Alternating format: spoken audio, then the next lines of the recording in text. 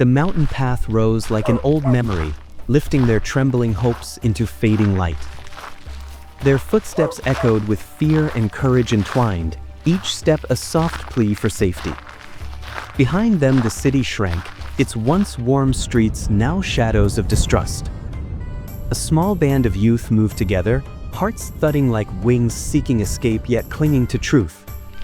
Their leader walked ahead with a calm that steadied them, a quiet promise in uncertain air. At the cave's mouth darkness waited, cool and deep, opening like a refuge they longed to trust. A loyal dog followed behind, its steady gaze easing the weight on their hearts. The wind brushed past like a final warning, urging them to choose faith over fear. They stepped inside, feeling the hush wrap around them like shelter from a storm. Stone walls breathed ancient quiet, holding the faint echoes of old prayers. Outside, time would turn without pause, reshaping seasons and lives. Inside, all fell still, and for the first time in many nights, hope felt close enough to hold. Welcome to the Sakinah retreat. This is the story of the people of the cave, Ashabul Kahf. According to the Quran and accepted narrations, the Quran relates a story that has resonated through centuries, a story told in Surah Al-Kahf, a story of young souls who chose faith over comfort, exile over compromise, and who found in a mountain cave both refuge and miracle. It is a story about the fragility of human power and the enduring strength of trust in Allah.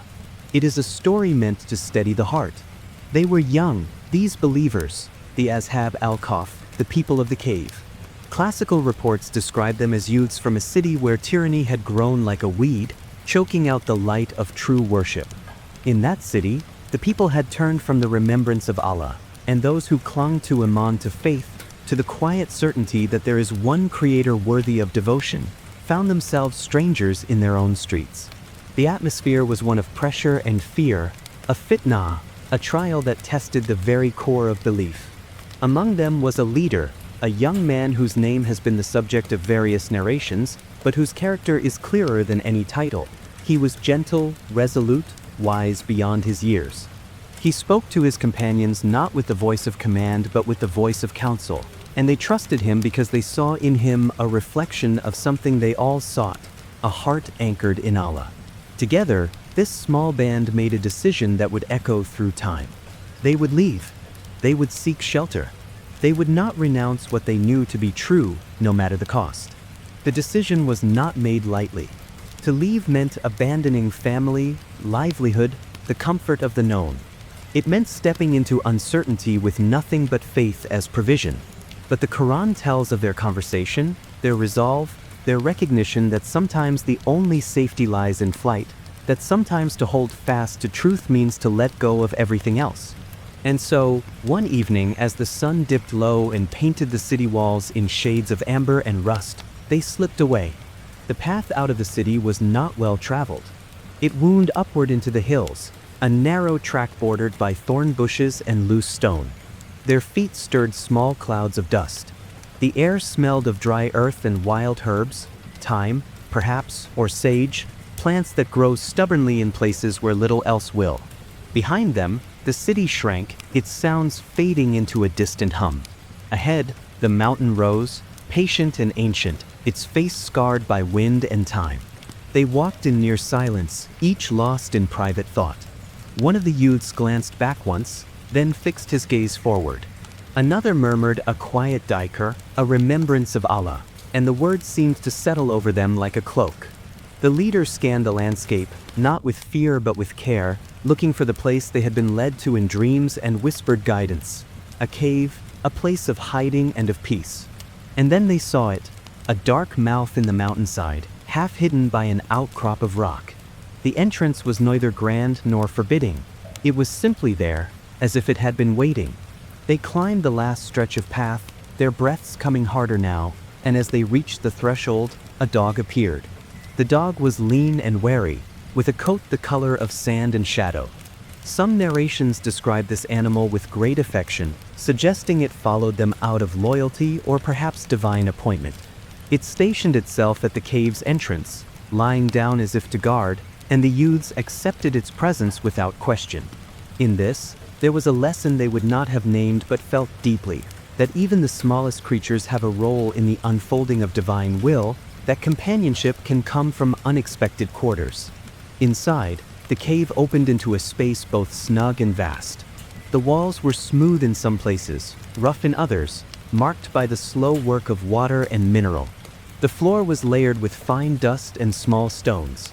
Light filtered in from the entrance, but as they moved deeper, the darkness became almost complete, a darkness that was not frightening but enveloping, like a blanket drawn close on a cold night.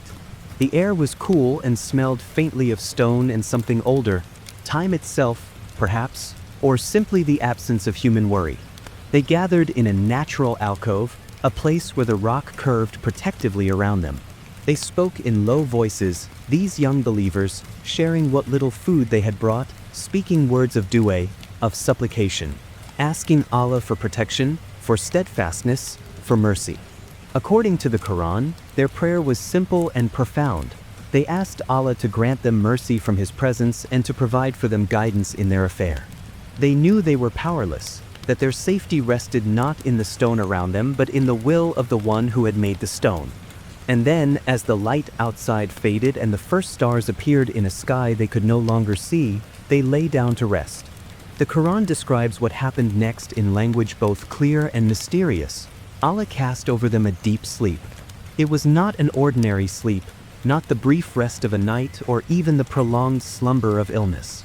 It was a sleep that stretched beyond the ordinary boundaries of time, a sleep in which they were turned gently from side to side so that the earth would not claim their bodies, a sleep in which the dog at the entrance also partook, its paws stretched out as if in patient vigil.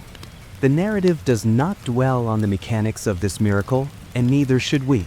What matters is the divine care woven into every detail, the protection of their bodies, the sealing of the cave from prying eyes, the turning that prevented decay, the hush that settled over that place like a covenant. Classical reports vary on the length of their sleep. Some say 300 years, others add 9 more by different reckonings, but the exact number is less important than the reality it represents. A span of time so long that the world outside changed utterly while they remained untouched. Imagine the passage of those years. Seasons cycled through their endless dance, spring's green giving way to summer's gold, autumn's bronze fading into winter's gray. Rains came and went, carving new channels in the mountainside. The city below rose and fell in fortunes. Markets bustled and emptied and bustled again. Kings were crowned and buried. Languages shifted in subtle ways, new words appearing, old ones falling out of use. The very coins that jingled in merchants' pouches were minted and reminted, their faces changing to reflect new powers, new claims.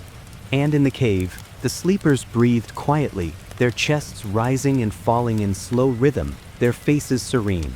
The dog remained at the entrance, a silent sentinel.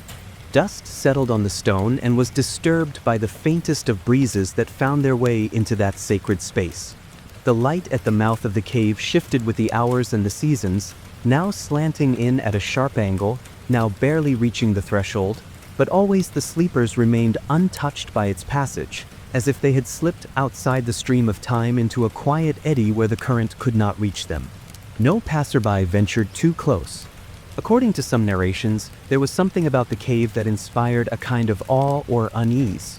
Not fear exactly, but a sense that this was a place set apart, a place not meant for casual exploration. Perhaps it was the dog, whose presence might have seemed uncanny to a traveler. Perhaps it was simply the way the light fell or a quality in the air. Whatever the reason, the sleepers were left undisturbed, their secret kept by the mountain itself. Then, after that long span, whether it was 3 centuries or more, the reports differ and we do not claim certainty, Allah willed their awakening. The Quran says He raised them up that they might question one another, and that they might serve as a sign. It was not a sudden jolt but a gradual return, like the slow brightening of dawn. One of them stirred first, blinking in the dim light, confusion washing over him. Then another opened his eyes, and another, until all were awake, sitting up, looking at one another with expressions of bewilderment and something close to relief. "How long have we slept?" one of them asked, his voice rough from disuse. The question hung in the air. They looked toward the entrance, where the dog still lay, though now it lifted its head, as if it too were waking from a long dream. The light outside seemed no different than when they had closed their eyes, or so they thought. A day, one ventured, or part of a day. But there was something strange, something they could not quite name. The air felt different. The quality of silence had changed. They were hungry, deeply, achingly hungry, and thirst pulled at their throats. It was decided that one of them should go down into the city to buy food, and that he should do so carefully, drawing no attention, for they still feared the authorities who had driven them to this refuge. The young man chosen for this task took a few of the coins they had brought with them and made his way down the mountain path. The morning was bright, the sky a flawless blue. Birds sang in the scrub.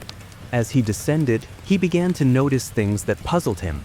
The path seemed older, more worn than he remembered, though surely they had only slept a night. When he reached the outskirts of the city, the strangeness deepened. The city itself was both familiar and utterly foreign. The layout of the streets was roughly the same, but the buildings looked different. Repairs had been made, additions built, whole structures replaced. The people he passed wore garments that seemed subtly wrong, the cut and style just off from what he remembered. He heard conversations in a language that was his own and yet not quite, as if the very pronunciation had shifted while he slept. He made his way to the market, his heart pounding now with a confusion that bordered on panic. At a baker's stall, he produced one of his coins to pay for bread. The baker took it, turned it over in his hand, and frowned. He called over another merchant, and soon a small crowd had gathered, all examining the coin with expressions of astonishment. "Where did you get this?" the baker asked, not unkindly, but with intense curiosity. The young believer stammered something vague, suddenly aware that he had made a terrible mistake. The coin, he realized, must be old. Not old by a few years, but old in a way that defied his understanding. The murmurs of the crowd grew louder, and someone went to fetch an elder, a man of learning who might know more about such ancient currency. When the elder arrived and examined the coin, his eyes widened. "This is from the time of the old emperor," he said slowly, "the one who persecuted the believers. This coin has not been in circulation for generations, for centuries." The words landed like stones in still water, sending ripples of impossibility through the young man's mind. Centuries? That could not be. They had slept one night. Or had they? His knees felt weak, and he gripped the edge of the baker's table for support. The elder, seeing his distress, asked gently, "Who are you, young man? Where have you come from?" And so the story spilled out, haltingly at first, then in a rush. He spoke of the flight from persecution, of the cave, of lying down to sleep with his companions. He spoke of waking that very morning, thinking only a night had passed. The crowd listened in awed silence, and when he finished, the elder's face had gone pale. "Come," the elder said, his voice trembling with emotion. "You must come with me. What you describe, there is a story, a legend passed down, of young believers who vanished long ago, who were said to have taken refuge in a cave in these very mountains. We thought it was only a tale. But if what you say is true..." Word spread quickly through the city. By the time the young man was led back up the mountain path, now accompanied by the elder, by curious townspeople, by those who sought to witness a miracle, the news had reached every corner. People poured out of their homes and shops, following the growing procession. The city, it turned out, had changed in more than architecture and coinage. Where once the worship of Allah had been suppressed, it was now embraced. The tyranny that had driven the youths to flight was long buried, replaced by a community of believers who honored the memory of those early faithful. At the mouth of the cave, the dog still sat, and it regarded the approaching crowd with calm eyes. The young man called out to his companions, and they emerged, blinking in the sunlight, their faces marked by confusion and wonder. When they saw the crowd, they hesitated, but the elder stepped forward, his hands raised in a gesture of peace. "Do not be afraid," he said, his voice choked with emotion. "You are among friends. You are among believers. The trial you fled has passed. The tyrant is dust. And you have been preserved by Allah as a sign for us, a proof that his power is beyond our understanding, that he can suspend the laws of time itself when he wills. The youths looked at one another, at the crowd, at the city spread below them in the valley. Slowly, the truth began to settle over them, not as a burden, but as a strange, humbling grace. They had been asleep not for a night but for lifetimes. Everyone they had known was gone.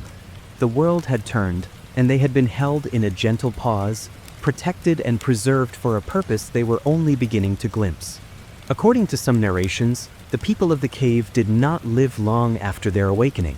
Having served their purpose as a sign, having provided proof of resurrection and divine power to a community that needed such reassurance, they returned to the cave and passed peacefully from this world, their souls departing as gently as their long sleep had been deep. Other reports are less specific, but all agree on the essential truth. Their story was not about them, not really. It was about what their experience revealed, about Allah's sovereignty over time, about the protection afforded to those who trust in Him, about the reality of life beyond death.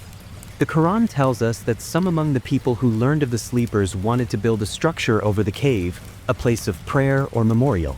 The exact form this took, and whether it was proper, has been debated among scholars, but the impulse behind it is understandable: to mark a place where the extraordinary had occurred, where the veil between the seen and unseen had grown thin. What matters more than the structure is the lesson it sought to honor. What, then, are we to take from this story, we who hear it across yet more centuries? The lessons are layered, gentle, meant to be discovered rather than imposed.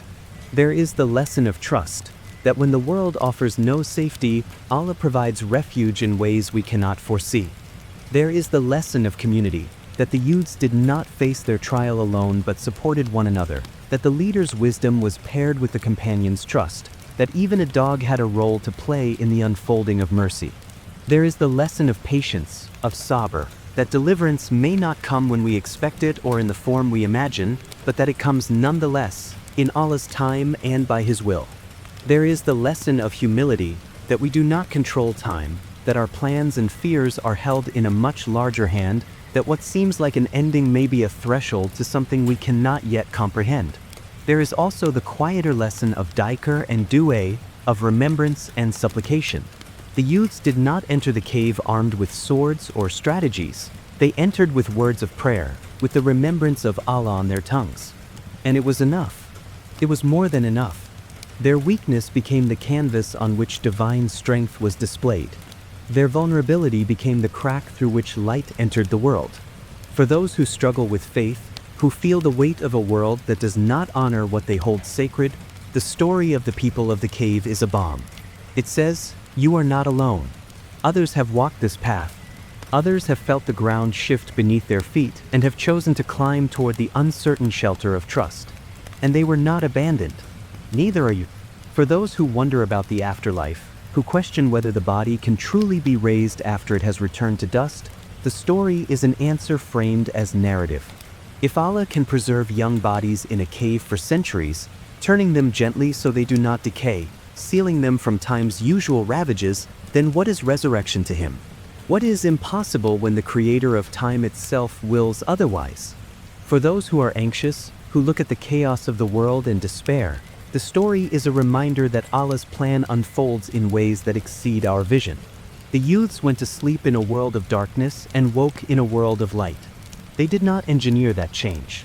They did not live to see the slow turn of hearts, the gradual shift from oppression to openness. They simply trusted, and in trusting, they became part of a larger story, a sign for generations who would come after. The cave itself, with its cool stone and enveloping darkness, becomes a symbol. It is the womb of patience, the vessel of transformation, the place where what seems like death is actually preservation. To enter the cave is to surrender control, to admit that we cannot protect ourselves, that our safety lies in hands far more capable than our own. And to emerge from the cave is to discover that what we feared was lost was actually a kind of refining, a stripping away of the inessential so that what remains is pure trust, pure faith, pure reliance on Allah. Some of the early scholars reflected on why this story was placed in Surah Al-Kahf, a chapter that also contains other narratives of wealth and loss, of knowledge and its limits, of power and its corruptions. They suggested that the chapter as a whole is about trials, about the different forms fitna can take, and about the responses that preserve the heart. The people of the cave faced the trial of faith in a hostile environment. Their response was flight and trust. And Allah honored that response with a miracle that continues to speak to hearts today. There is something deeply human about the story, even as it reaches toward the miraculous. The youths were not superhuman. They felt fear. They questioned. They had to make a choice that cost them everything familiar. They experienced confusion upon waking, the disorientation of finding the world changed beyond recognition. But through it all, there is a thread of grace, a sense that they were held, that their story was being written by a hand far wiser and gentler than any human author. And what of the dog? Some narrations give it a name, others do not. Some describe its color and demeanor in detail, others mention it only in passing. But across the variations, the dog remains, a humble creature, loyal and patient, guarding the threshold between the sleepers and the world. In Islamic thought, dogs are often regarded with ambivalence, valued for their utility but not kept as intimate companions. Yet here, in this sacred story, a dog is part of the miracle, its image preserved in Revelation. Perhaps the lesson is that nothing is too small, no creature too humble, to be included in Allah's mercy. Or perhaps it is simply that loyalty and vigilance have their own nobility, regardless of the form they take. As the centuries have passed since the event itself, the story of the people of the cave has been told and retold, each generation finding in it the reassurance they need. It has been a source of comfort to those fleeing persecution, of hope to those who feel their faith is a lonely burden, of awe to those who ponder the mysteries of existence. It has been painted on walls, woven into poetry, chanted in gatherings, and now, spoken softly in the quiet hours when sleep is elusive and the heart needs calming. The exact location of the cave has been the subject of much speculation and debate. Various sites have been proposed, in Jordan, in Turkey, in other lands entirely. Pilgrims have sought it out, hoping to stand where the miracle occurred. But perhaps the precise location is less important than the reality it represents. The cave is wherever faith takes refuge when the world grows hostile. The cave is wherever trust in Allah becomes the only shelter. The cave is in the heart that surrenders, that says, "I do not know how this will end, but I know in whom I place my hope." And so the story circles back to its beginning, to that dusty path climbing into the mountain, to the young faces lit by fading sun, to the decision that seemed like defeat but was actually the threshold of glory. They could not have known, those youths, what their choice would mean. They could not have imagined that their names, or at least their story, would be preserved in the Quran, recited by millions, a source of comfort and wonder. They acted out of simple faithfulness, out of the conviction that some things are worth any cost, and in acting thus, they became eternal. The final verses of their account in the Quran are sober and clear. The details of their number, the exact length of their sleep, these are matters known fully only to Allah. Speculation about such details is discouraged. What matters is not the trivia but the truth, not the numbers but the lesson. And the lesson is this: Allah has power over all things. He can make the impossible common, the miraculous mundane. He can stretch time or compress it, preserve a body or raise it anew, shelter the faithful in ways that defy imagination. For the listener who has followed this story to its close, who has walked with the youths up the mountain path, who has sat with them in the cool darkness of the cave, who has felt the passage of centuries and the confusion of waking, for you, there is an invitation.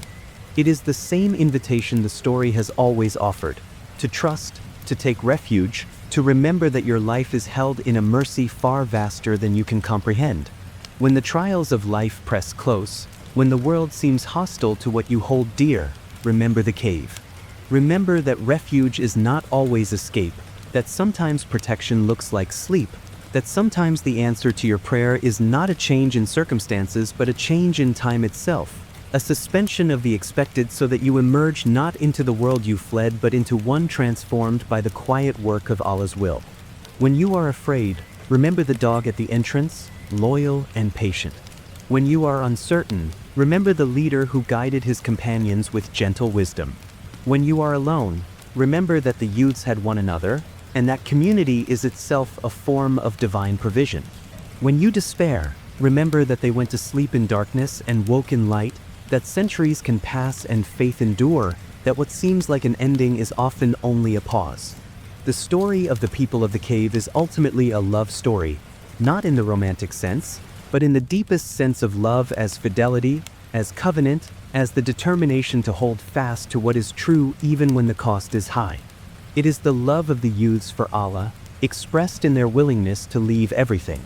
It is the love of Allah for them, expressed in His protection, His tenderness, His transformation of their surrender into a sign for all time.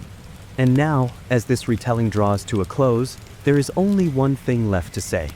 It is a prayer, simple and sincere, the kind of dua that the people of the cave might have whispered in the darkness of their refuge, the kind of prayer that any heart can offer, in any time, in any place. May Allah make our hearts firm in faith, grant us knowledge that benefits and wisdom that guides. May He protect us from trials that overwhelm and grant us refuge when the world grows harsh. May He turn us gently in our sleep, preserve us in our waking, and write for us a story that ends in His mercy. May He count us among those who trust when trust is difficult, who persevere when the path is unclear, and who find in Him the only shelter that endures. And may He grant us, at the last, a homecoming as gentle as the long sleep of the people of the cave, and an awakening into a light that never fades.